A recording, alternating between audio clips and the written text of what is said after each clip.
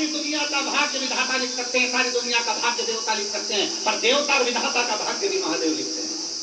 श्री शिवाय नमस्ते। Life of Shiva YouTube channel में आप सभी का स्वागत है। और देवता ने और विधाता ने तुम्हारे मुझे किसी तीर्थ में बैठकर कथा सुनना है, मुझे कथा के पंडाल में बैठकर कथा सुनना है। जब हम कुछ नियम बनाते हैं, 19 साल उसने नियम बनाया, तो मेरे भगवान को उसके दरवाजे पर लोटा वापिस देने के लिए आना पड़ा। जब हम थोड़ा सा नियम बनाते हैं, हम मंदिर जाना प्रारंभ करते हैं, हम भगवान की भक्ति करना प्रारंभ करते हैं, हम भजन करना प्रारंभ करते हैं, जब हम भजन करना प्रारंभ करते हैं तो तुम्हें लगता है कि हम भगवान को याद कर रहे हैं, पर नहीं। शिव पुराण कहती है भोलेनाथ तुमको याद करता है और तुम्हारे पास आने का प्रयास करता है। ईश्वर अवतार राजा हुए जिनका नाम था भद्रायु,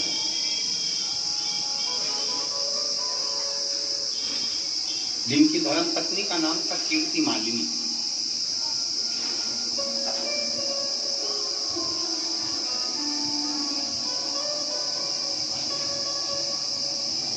भद्रायु और कीर्ति मालिनी दोनों शादी के बाद भगवान शंकर की भक्ति में ऐसे, क्योंकि कीर्ति मालिनी भी बचपन से भगवान शंकर की आराधना करती थी, भद्रायु भी, राजा भद्रायु भी शंकर भगवान की आराधना करते थे। दोनों ने विवाह करा और विवाह करने के बाद दोनों ने नियम बना लिया कि प्रतिदिन शंकर भगवान के शिवलिंग का पूजन करें।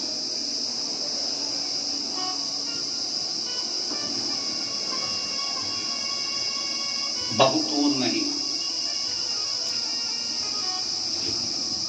अगर रास्ते में भी हो ना, रास्ते में भी चल रहे हो और आज शंकर भगवान को तुम्हारा पानी नहीं चढ़ाया, आज शिव जी को तुमने जल नहीं चढ़ाया, शंकर भगवान को जल नहीं चढ़ाया, तुम्हारी बोतल में जल रखा हुआ है, झूठा नहीं है, अच्छा है, सफर कर रहे हो, कहीं शिवालय दिख जाए रोक लो गाड़ी। आज मैंने दिन भर से भगवान को जल नहीं चढ़ाया था तो यहीं चढ़ा देती है, एकांतेश्वर महादेव। शिवालय भी ना मिले, शंकर का मंदिर भी ना मिले, भगवान शंकर का शिवलिंग भी ना मिले, तो 2 मिनट गाड़ी रोको, किसी पेड़ के नीचे थोड़ी सी मिट्टी को इकट्ठा करो, शंकर जी का स्मरण करो, भोले बाबा आइए, 12 ज्योतिर्लिंग के रूप में अपने बोतल में पानी है वही शंकर को समर्पित कर दो, शिव उसको स्वीकार कर ले।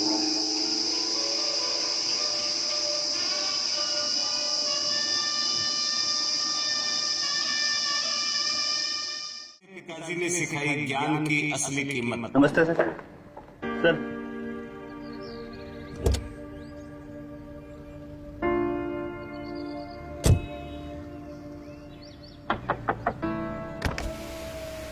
हाँ जी गिरधारी लाल जी। सर बच्चे ने +2 पास कर ली सर। वाह बहुत अच्छी बात है सर, पूरे 85% आए हैं सर। अरे वाह वेरी गुड, आपका बेटा इंटेलिजेंट है, बहुत बहुत शुभकामनाएं आपको। सर मेरे को 1000 रुपये एडवांस चाहिए। हाँ मैं जीएम साहब को बोल दूंगा, आपको 1000 रुपये एडवांस मिल जाएंगे। लेकिन आपको क्या जरूरत पड़ेगी गिरधारी लाल जी? बेटा फर्स्ट ईयर में आ गया, उसके लिए बुक्स खरीदनी है सर। अच्छा अच्छा ओके, आप ड्यूटी के बहुत पाबंद हैं, हमारे परिवार के मेंबर की तरह हैं। जब भी कोई काम हो आप हमें जरूर बताया करें। मैं जीएम साहब को बोल दूंगा, आपको 1000 रुपये एडवांस मिल जाएंगे। Thank you sir. Thank you.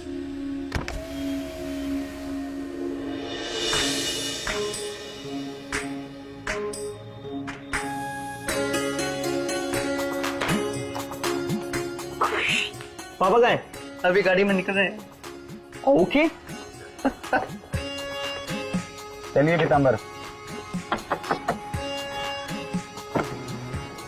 हाँ जी बेटा जी। पापा जी मैं भी आपके साथ जाऊंगा। कहाँ, ऑफिस? अरे ऑफिस क्या करूंगा मैं आपके साथ जाके, मुझे बस बाजार में जाना है, यहीं पे मोड़ पे कबाड़ी की दुकान है वहाँ। कबाड़ी से क्या अपॉइंटमेंट ले लिया आपने? अरे पापा ये आप बुक्स नहीं देख रहे? ये मेरी फर्स्ट ईयर की बुक्स है, अब मेरे कोई काम की नहीं है, फर्स्ट ईयर हो गई कंप्लीट, इसलिए मैं रद्दी में बेच के आ रहा हूँ।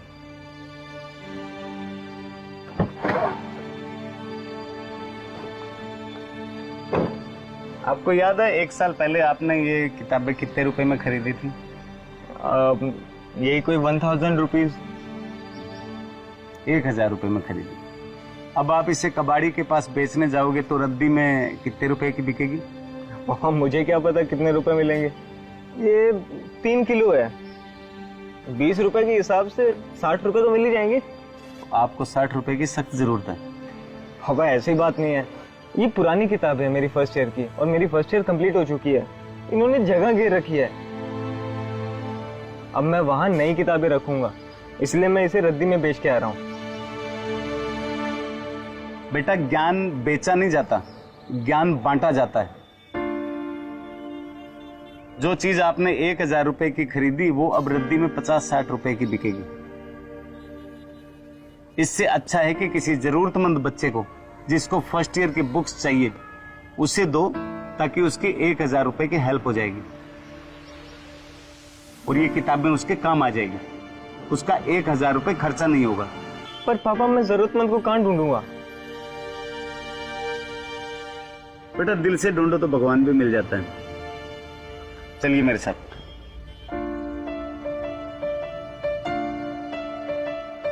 आइए गिरधारी लाल जी। गिरधारी लाल जी के बेटे ने +2 85% से पास किए। इनका बेटा फर्स्ट ईयर में आ गया। इन्हें बुक्स की जरूरत भी है, तो आपके पास जो ये फर्स्ट ईयर की बुक है ये आप गिरधारी लाल जी को दे दें। आपको अब 1000 रुपए खर्चा नहीं करना पड़ेगा। Thank you sir. तो ये बुक्स आप गिरधारी लाल जी को हैंड ओवर कर दो।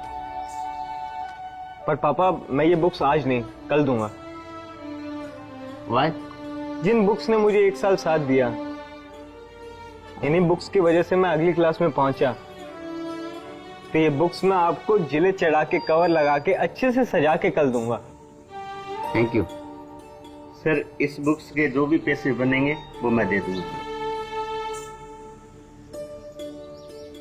अरे गिरधारी अंकल, ज्ञान बेचा नहीं जाता, ज्ञान बांटा जाता है। आज मैंने यही तो सीखा है। God bless you.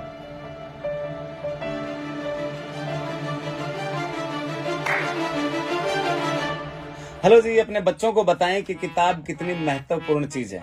अपने बच्चों को बताएं कि किताब ही असली दोस्त है। अगर आपके बच्चों के पास भी एक्स्ट्रा किताब पड़ी हो तो उसे जरूरतमंद को जरूर दें। इस कहानी से हमने यही सीखा कि ज्ञान बेचा नहीं जाता, ज्ञान बांटा जाता है। ऐसी मोटिवेशनल कहानियां देखने के लिए ये ख्याली कॉमेडियन फेसबुक पेज, जिस पे आप ये वीडियो देख रहे हैं, इसको फॉलो करें, इसमें कमेंट करें और शेयर करके सारे हिंदुस्तान को जागरूक करें। आओ हम सब मिलकर हिंदुस्तान को जागरूक करें।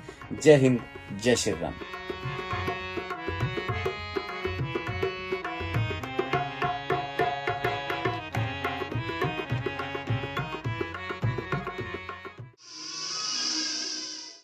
अच्छी रेखा नहीं है, मान लो किसी ने कह दिया, कोई ज्योतिष सरकार ने तुम्हारी पत्रिका देख कर कह दिया तेरी जिंदगी में दुख ही दुख है, तेरी जिंदगी में कष्ट ही कष्ट है, तेरी जिंदगी में कहीं यश नहीं है, तो कितनी भी मेहनत कर ले तो ये हमेशा अपयश ही मिलेगा। तो जिंदगी में हमेशा दुख ही रहेगा, तू कष्ट में रहेगा, तू कोई दुकान नहीं कर पाएगा, तू नौकरी नहीं कर पाएगा, तू व्यापार नहीं कर पाएगा, तू उन्नति नहीं कर पाएगा, तू जिंदगी भर गुलामी करेगा। तेरी किस्मत में ये लिखा है, दुनिया का कोई व्यक्ति तुम्हारे भाग्य को बता दे कि तेरी जिंदगी में दुख ही दुख लिखा है, मेरा एक निवेदन है, अगर उस व्यक्ति को जिसकी किस्मत में कोई सुख नहीं है, अगर वो शंकर जी के मंदिर में जाकर 1 लोटा जल चढ़ाए और उसी जल को अपने मस्तक पर लगाए तो भाग्य की रेखा भी मेरा महादेव पलट देता है। पढ़ना है तो 3 चीजें अपने अंदर धारण कर लो।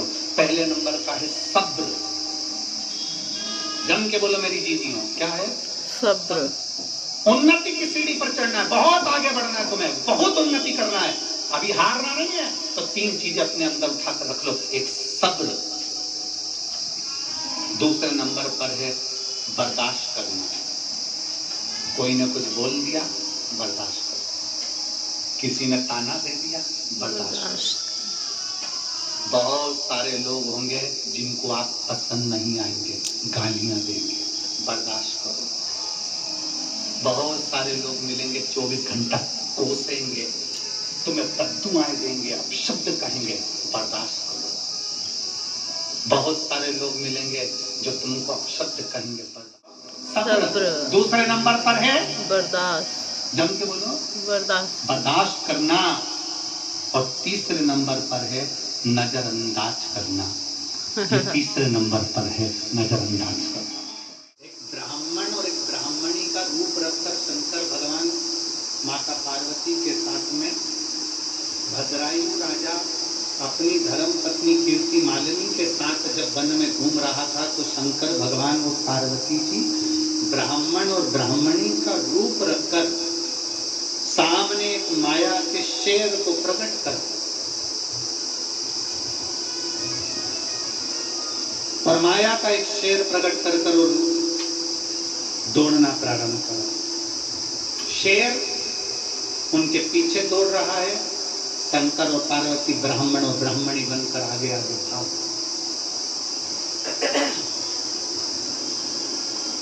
कभी कभी एग्जाम देना ही परीक्षा नहीं है, परीक्षा की घड़ी में जीवन में कई बार तकलीफें आ जाती हैं और हम टूट जाते हैं। बस अब बहुत हो गया, अब मैंने देख लिया, अब आज के बाद मैं किसी मंदिर में जल चढ़ाने नहीं जाऊंगी, मंदिर छोड़, अब मेरे पास का नहीं है, अब मैं नहीं जाऊंगी। अब मैं बहुत परेशान हो गई, अब मैं ये नहीं करूँ ना। जितना दुख आए, जितनी दुख की घड़ियां आए, जितनी तकलीफें आए, शिव पुराण कहती है उसमें हारना नहीं है, बल्कि देवाधिदेव महादेव के मंदिर तक और जाओ और उसके मंदिर में झाड़ू पोछा लगाकर उसकी सेवा अर्चना करो और गए।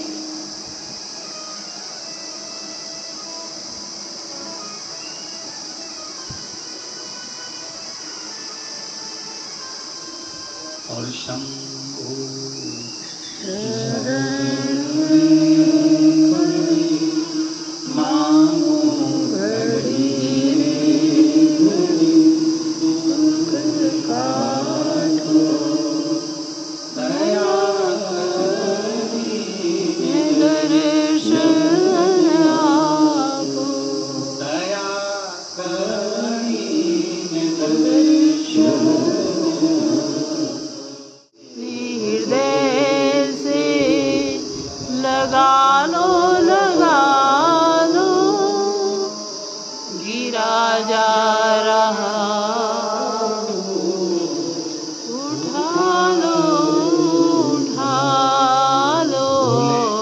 अपने दर से अब तो ना टालो, जा रही उठा लो उठा लो। भद्रायु और कीर्तिमालिनी के पास पहुंचे, चिल्लाने लगे शंकर भगवान ब्राह्मण के रूप में, बचा लो पीछे शेर आ रहा है, बचा लो पीछे शेर आ रहा है। भगवान शंकर की धर्म पत्नी माता पार्वती जो ब्राह्मणी का रूप रही थी वो भी चिल्ला रही है, बचा लो पीछे शेर आ रहा है। इतनी देर में तो भद्रायु ने धनुष उठाया, बाण उठाया,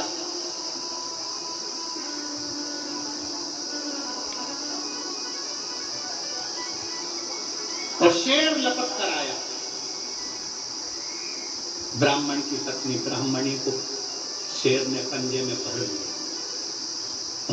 जो पंजे में भरा और मुख में भरकर खींचते खींचते वो ले जाने लगा। भगवान शंकर जो ब्राह्मण के रूप में थे वो हाथ जोड़कर कहते हैं, भद्रायु मेरी पत्नी को बचा, मेरी पत्नी को। भद्रायु ने जो बाण छोड़ा शेर को लगा और वो छेदित होकर चले गया, पर शेर उस ब्राह्मणी को खींचता खींचता ले गया। आखिरी में ब्राह्मणी के टुकड़े टुकड़े सामने शेर ने कर दिए और खाना प्रारंभ कर दिया। ब्राह्मण रोता बिलखता हुआ भद्रायु के आगे, उसकी धर्म पत्नी के आगे हाथ जोड़कर कहता रहा, मेरी पत्नी को बचा लो, मेरी पत्नी को बचा लो। पर भद्रायु से वो पत्नी बच गई।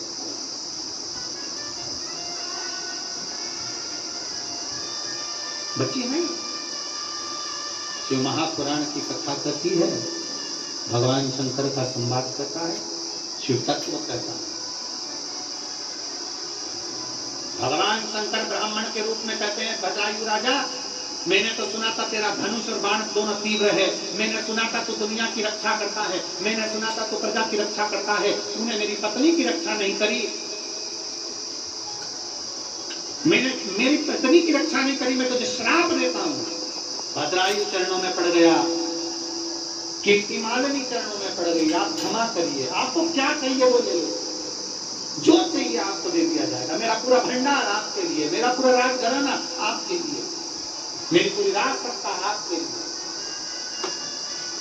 आपको जो चाहिए। ब्राह्मण कहता है नहीं, धन लेकर करूंगा क्या, मेरी तो अर्धांगिनी चली गई।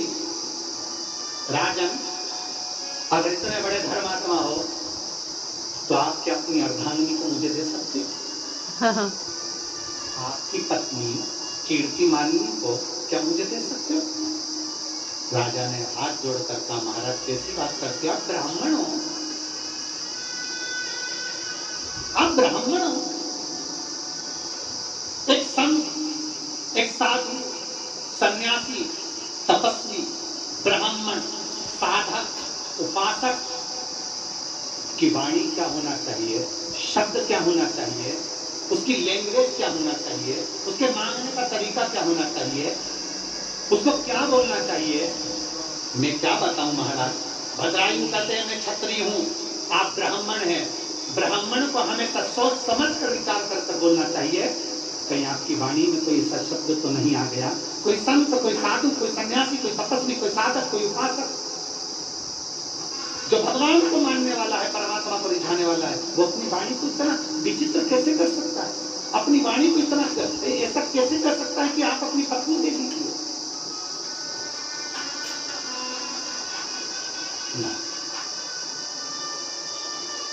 नहीं।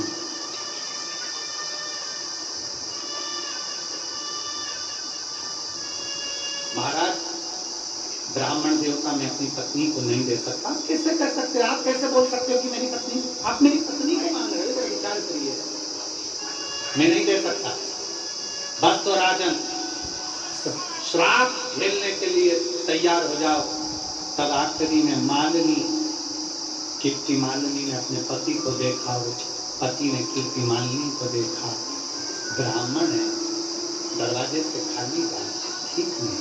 राजा ने हाथ में संकल्प लिया, ठीक है, मैं अपनी पत्नी को तुम्हें दे देता हूँ, मैं अपनी पत्नी को तुम्हें दे देता हूँ, पर अभी शरीर को नहीं रखूंगा, क्योंकि मेरी पत्नी को मैं बहुत चाहता हूँ,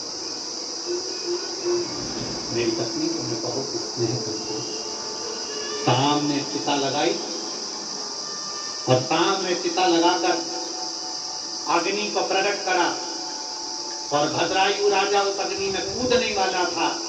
इतनी देर में उस ब्राह्मण के स्वरूप में से शंकर भगवान निकल कर बाहर। शिव कहा,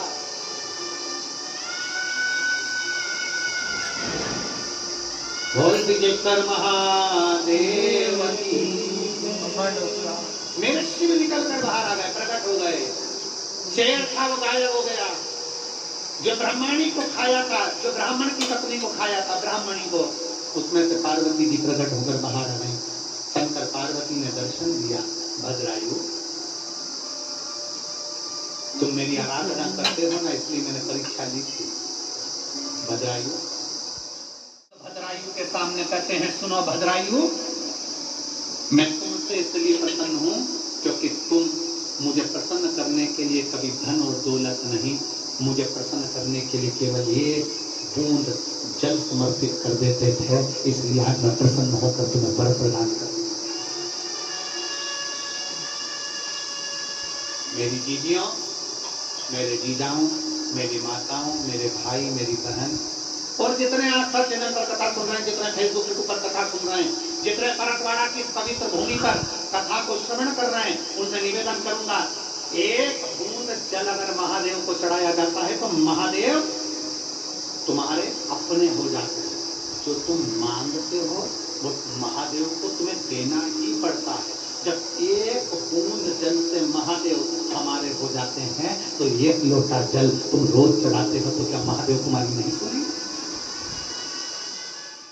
परिवार की हो, परीक्षा घर की हो, परीक्षा समस्या की हो, परीक्षा कोई भी हो, अगर द्विजेश्वर महादेव का नाम लेकर एक लोटा जल जो देवाधिदेव महादेव को समर्पित करता है, जिंदगी में कितना भी भारी दुख चल रहा है, आप 5 या 7 दिन रेगुलर लगातार प्रैक्टिकल करना चालू करो, भले आज से चालू कर दो। अगर बहुत भारी तकलीफ है, बहुत भारी दुख है, सामने खड़ा है कि ये तकलीफ बहुत भारी है, मिटी नहीं रही, आज से प्रैक्टिकल करना चालू करो। द्विजेश्वर महादेव का नाम लो, एक लोटा जल लो, शंकर भगवान को समझना जरा अच्छे से।